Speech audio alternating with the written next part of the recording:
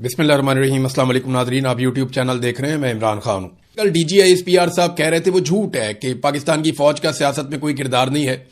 پاکستان کے سب سے مقبول سیاسی لیڈر کو اس وقت جو ناکردہ جرائم کی سزا دی جا رہی ہے وہ پاکستان کے فوجی جرنیل عاصم منیر صاحب اور ان کے چند ساتھی مل کر دے رہے ہیں۔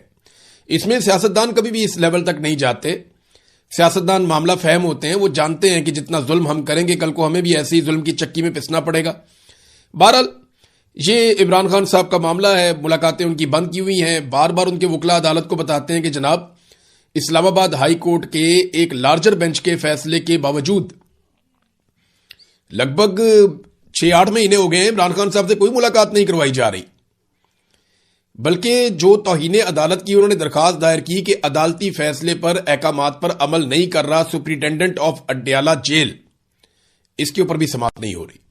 توہین عدالت کی درخواست بھی نہیں سنی جا رہی، تو یہاں تک تو صورتحال پہنچی ہوئی ہے۔ تو نظام کس طریقے سے کسی کو دیوار سے لگاتا ہے؟ دیکھیں رضوی برادران کی طرح ہیں، آپ ان سے اختلاف کر سکتے ہیں، مجھے ان کے طرز سیاست سے بڑا اختلاف ہے۔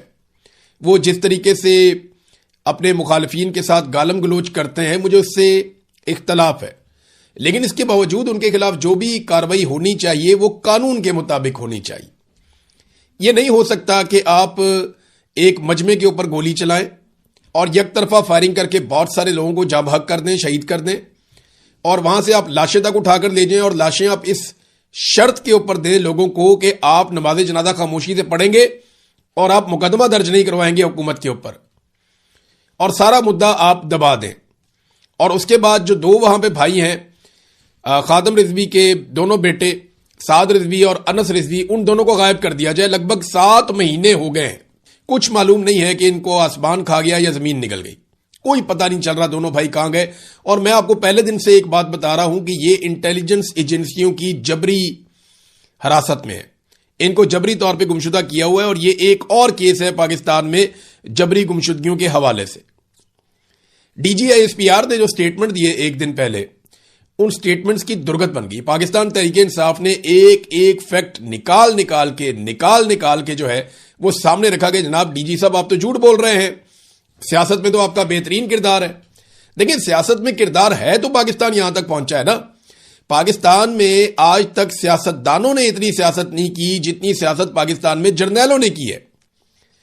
یعنی یہ سیاستدانوں نے کہا کہ جنرل باجوہ نے جتنی سیاست کی اتنی سیاست تو ہم نے اپنی پوری زندگی میں نہیں کی جتنی ہم نے جنرل باجوہ کو 1-2 سال میں کرتے ہوئے دیکھ لی۔ اور عاصم منیر صاحب بھی اسی نقشے قدم پہ چل رہے ہیں، وہ بھی سیاست کر رہے ہیں۔ تو D G I S P R کا جو بیان ہے وہ غلط بیان نہیں ہے، وہ جھوٹ بول رہے ہیں کہ پاکستان کی فوج کا یا جرنیلوں کا سیاست سے کوئی تعلق نہیں ہے۔ ان کا سیاست سے گہرا تعلق ہے، اور پاکستان میں جتنی بھی سیاست ہو رہی ہے اس میں مرکزی کردار پاکستان کی ملٹری اسٹیبلشمنٹ ہی ہے۔ دیکھیں نا 4 مرتبہ جو مارشل لاء لگایا، یہ کارپوریشن والوں نے تو نہیں لگایا پاکستان میں، یا محکمہ ڈاک والوں نے تو نہیں لگایا، یا کوئی ٹریفک وارڈن آگے تھے انہوں نے آگے مارشل لاء لگا دیا۔ پاکستان میں ملٹری جرنیلوں نے لگایا نا 4 مرتبہ مارشل لاء، حکومتیں گرائی بنائی سارا کچھ کیا، یہ ملٹری جرنیلوں نے کیا، کوئی محکمہ تعلیم نے تو نہیں کیا تھا، یا اسکول کے ہیڈ ماسٹروں نے مل کے تو مارشل لاء پاکستان میں نہیں لگا دیا تھا۔ یہ مارشل لاء پاکستان میں پاکستان کی فوج نے لگایا تھا، اور پاکستان کے جرنیلوں نے یہ جو کیا پاکستان کے ساتھ انہوں نے ہی کیا۔ تو لوگ اب اعتبار کرتے نہیں ہیں، اور اس کی وجوہات بھی ہیں۔ دیکھیں جس طرح کے لوگوں کو یہ چن کر لائے ہیں وہ اپنی عیاشی میں لگے ہوئے ہیں۔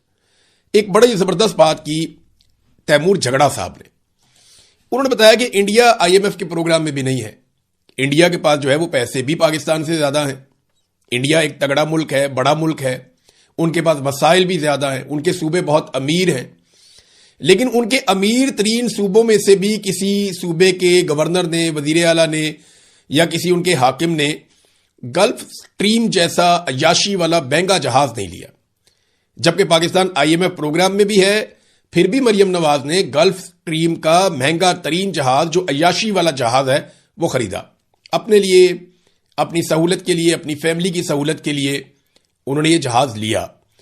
تو دیکھیں نا انڈیا کی اکانومی کہاں سے کہاں پہنچ گئی۔ وہ فیصلہ کرتے ہیں تو ان کو یہ پتا ہوتا ہے کہ پبلک کا امپیکٹ آئے گا۔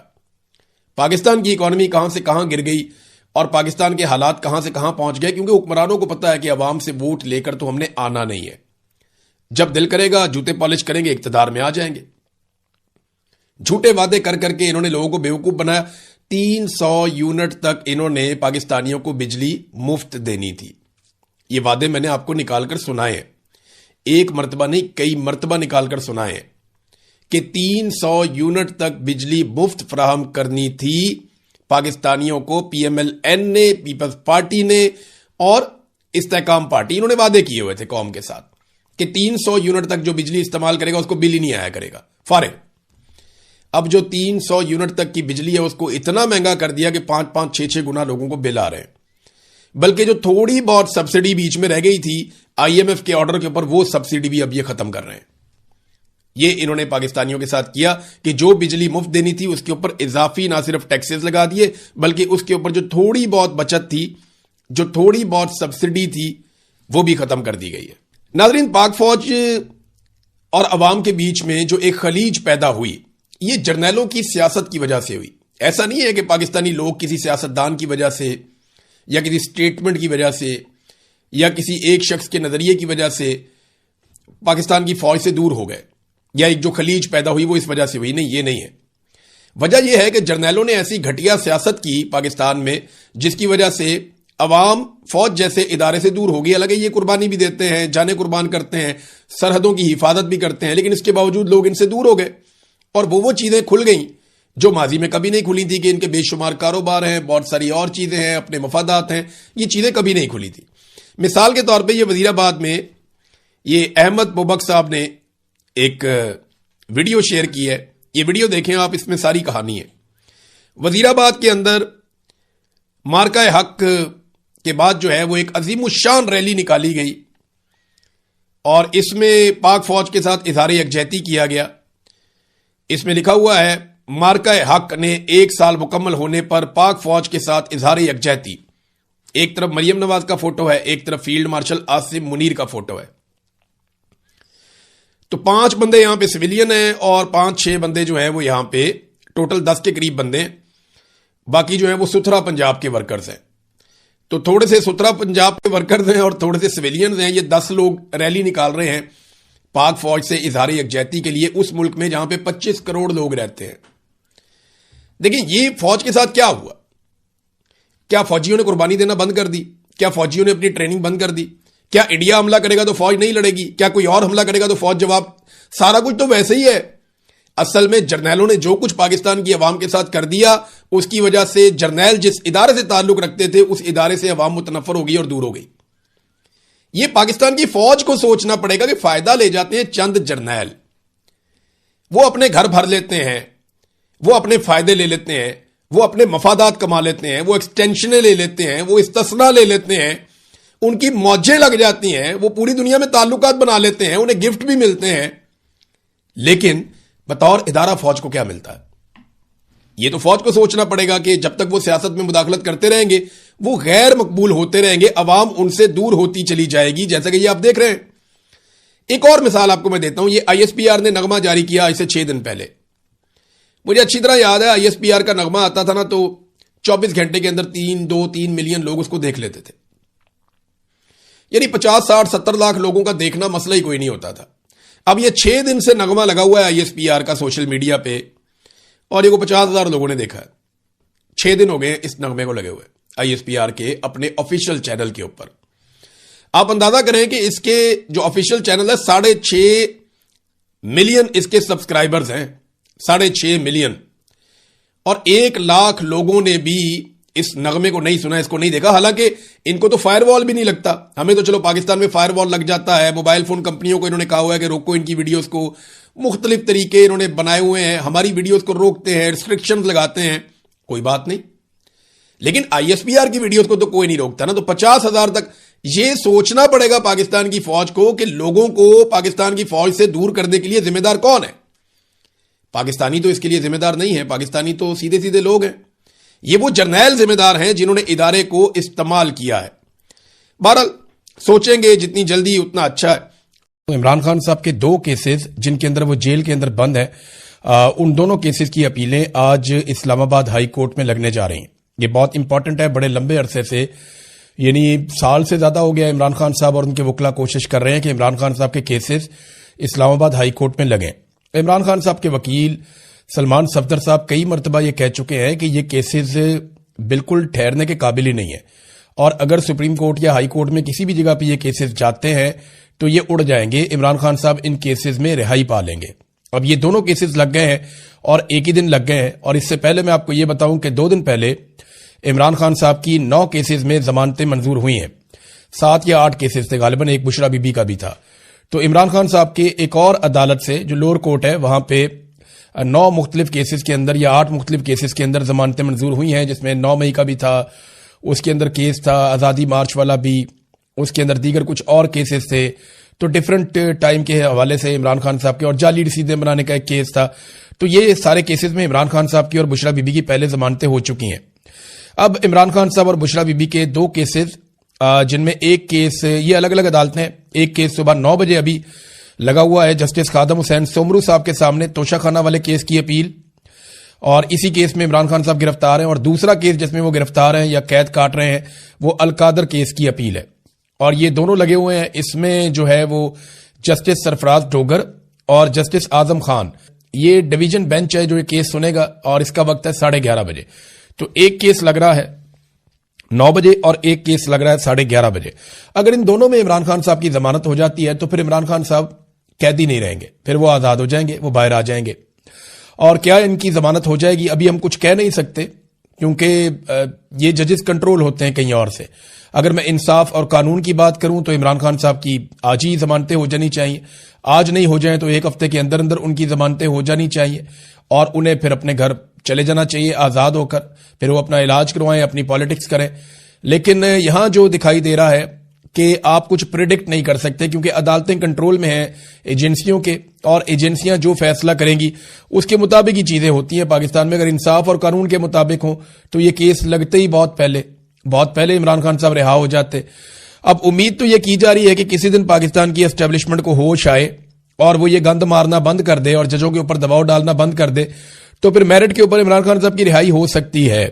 اور اگر ان 2 کیسز میں عمران خان صاحب کی فرض کریں آپ ضمانت ہو جاتی ہے یا انہیں رہا کر دیا جاتا ہے، تو پھر کسی اور کیس میں عمران خان صاحب کو اندر رکھا جا سکتا ہے.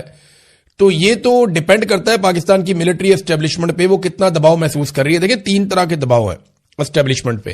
ایک بات تو میں آپ کو کلیئر کر دوں، جس وقت عمران خان صاحب کی یہ آنکھ کا مسئلہ اٹھا تھا نا، تو اس وقت پاکستان کی ملٹری اسٹیبلشمنٹ میں بہت خوف پھیل گیا تھا، وہ بہت پریشان تھے، اور بہت ساری جگہوں پہ بہت سارے احکامات بھی جاری کیے گئے تھے. انہیں لگتا تھا کہ پاکستان اچانک بنگلہ دیش بن جائے گا، لیکن پاکستان تحریک انصاف کے ساتھ جب انہوں نے رابطہ کیا تو تحریک انصاف کو بیوقوف بنانے میں وہ کامیاب ہو گئے. یہ تو پاکستان تحریک انصاف کے اپنے لوگ بھی کہہ رہے ہیں، عمران خان صاحب کی فیملی بھی اب کہہ رہی ہے کہ انہیں چکر دیا گیا ہے. حالانکہ وہ شفقت ایوان صاحب جو گرفتار ہو گئے تھے وہ بھی یہ کہتے ہیں کہ شریف لوگ تھے، بیرسٹر گوہر اور علامہ راجہ ناصر عباد وغیرہ، تو ان لوگوں کو جو ہے وہ چکر دے دیا محسن نقوی وغیرہ نے، اور پھر ٹائم بائے کر لیا. اور جب انہوں نے دیکھا کہ پاکستان کے اندر یہ کوئی تحریک کھڑی نہیں کر پائے اور وہ ایک مومنٹم جو بن سکتا تھا احتجاج کا وہ کچھ بھی نہیں ہوا پاکستان میں، تو اس کے بعد پھر انہوں نے چیزیں نارملائز کر دیں. اتنی نارملائز کر دیں کہ بڑے آرام سے ایک دن رات کو عمران خان صاحب کو اسپتال لے کر آئے، لا کر عمران خان صاحب کا جو آنکھ کا ٹریٹمنٹ کروایا، ان کے باقی ٹیسٹ کیے اور وہاں سے لے کر چلے گئے. اب دباؤ ایک تو پبلک کا ہے کہ کسی وقت بھی پبلک اگر کھڑی ہو جاتی ہے تو اسٹیبلشمنٹ کے اوپر ایک دباؤ رہے گا، اور دباؤ یہ بھی ہے کہ عوام میں اور پاکستان کی ملٹری اسٹیبلشمنٹ میں یا پاکستان کی فوج میں بطور ادارہ عوام کے ساتھ ایک دوری پیدا ہوتی چلی جا رہی ہے، اور وہ جو ایک تعلق تھا وہ کمزور پڑ رہا ہے. تو ایک تو یہ بہت دباؤ ہے. دوسرا، پاکستان چل ہی نہیں رہا، اس بات کا بڑا دباؤ ہے. پھر باہر سے بھی پاکستان پہ لگاتار دباؤ آ رہا ہے. یہاں برطانیہ کے اندر 5-6 جو اراکین ہیں ان کے پارلیمان کے اندر ان کی یہ مسئلہ اٹھایا گیا، اور وہاں ہاؤس کے اندر اس کے اوپر تقاریر ہوئی، باقاعدہ ان کے منسٹر نے بات کی، باقی لوگوں نے بات کی، اور انہوں نے کہا پاکستان کے اندر ہیومن رائٹس کی وائلیشنز ہو رہی ہیں، پاکستان کے اوپر پابندیاں لگائی جائیں، بلکہ جرنیلوں کے اوپر پابندیوں کا بھی تذکرہ کیا گیا. یہ بھی کہا گیا کہ پاکستان کے ساتھ ہم اس کے باوجود ٹریڈ کرتے ہیں، پاکستان کو بہت سارے فائدے دیتے ہیں. تو ہیومن رائٹس کی جو وائلیشن ہو رہی ہیں، اس کے بعد ان ساری چیزوں پہ نکتہ چینی کی گئی اور پاکستان پہ بہت تنقید کی گئی. اور وہاں پہ یہ معاملہ بھی ختم نہیں ہوا، یہ بھی آگے چلے گا، آپ دیکھتے رہیں گے. برطانیہ سے آواز اٹھ رہی ہے، یورپی یونین سے آواز اٹھ رہی ہے، امریکہ کے اندر آوازیں اٹھ رہی ہیں. لیکن جب تک ڈونلڈ ٹرمپ عاصم منیر کے ساتھ کھڑے ہیں، جب تک ڈونلڈ ٹرمپ کو عاصم منیر سے کام ہے، تب تک عاصم منیر صاحب کے لیے پرابلم نہیں ہوگا. لیکن جیسے ہی ڈونلڈ ٹرمپ جو ہے ٹیشو پیپر کی طرح استعمال کریں گے، تو اس کے بعد میری بات یاد رکھیے گا کہ یورپی یونین ہو، چاہے برطانیہ ہو، چاہے امریکہ ہو، انسانی حقوق کی عالمی تنظیمیں ہوں، یہ سارے بھرے بیٹھے ہیں جو کچھ پاکستان کے اندر کیا گیا ہے. اس کے بعد بڑا سخت رد عمل ان کے اوپر آئے گا. بہرحال عمران خان صاحب فی الحال تو گرفتار ہیں اور یہ ایک اچھی خبر ہے، ان کے کیسز لگ گئے. دیکھتے ہیں ان کیسز کے اندر کیا ہوتا ہے. عمران خان کو قتل کرنے کی جتنی کوششیں کی گئیں ان پہ مراد سعید نے ایک تفصیلی بیان جاری کیا ہے اور یہ بڑی عجیب چیزیں جنہوں نے بتایا. تشویشناک صورتحال انہوں نے کہا جی جنم لے رہی ہے اور عمران خان صاحب اس وقت ریاست کی تحویل میں ہے جہاں مسلسل ان کی زندگی سے کھیلا جا رہا ہے. آخر کس چیز کو چھپایا جا رہا ہے؟ ان کا کنٹرولڈ چیک اپ کیا جاتا ہے، کنٹرولڈ انفارمیشن دی جاتی ہے، کنٹرولڈ میڈیا ہے جس سے زندگی کو خطرہ ہے، جن کی وجہ سے وہ اس نہج پر پہنچے ہیں، انہی کی بات پر یقین کیسے کیا جا سکتا ہے؟ انہوں نے کہا جی اس سے قبل عمران خان پر وزیر آباد میں قاتلانہ حملہ کروایا گیا، ان کو گولیاں لگیں، اللہ نے ان کی زندگی کی حفاظت کی، لیکن اس وقت بھی بیانیے بنائے گئے. لمحوں میں آئی ایس آئی نے میڈیا کو ویڈیو بیانات بھجوانا شروع کر دیے فٹافٹ. وہ یاد ہے آپ کو تھانے کے اندر سے ویڈیوز آنا شروع ہو گئی تھی. میں اس وقت وزیر اعلیٰ پنجاب کو دیکھ رہا تھا، پرویز الہی اس وقت وزیر اعلیٰ پنجاب تھے اور آئی جی بھی وہاں پہ موجود تھے اور ان کے پاس سوال کا جواب نہیں تھا کہ یہ ویڈیوز آئی ایس آئی کیسے جاری کروا رہی ہے. یعنی پورا نظام انہوں نے کنٹرول کیا ہوا تھا. پھر فوجی قیادت کے کہنے پر آئی ایس آئی نے ایک افغان کو عمران خان صاحب کو مارنے کا ٹاسک دیا تھا. جب میں نے پریس کانفرنس میں اس سازش کا پردہ فاش کیا تو آئی ایس آئی نے اسلام آباد کے سیکٹر نے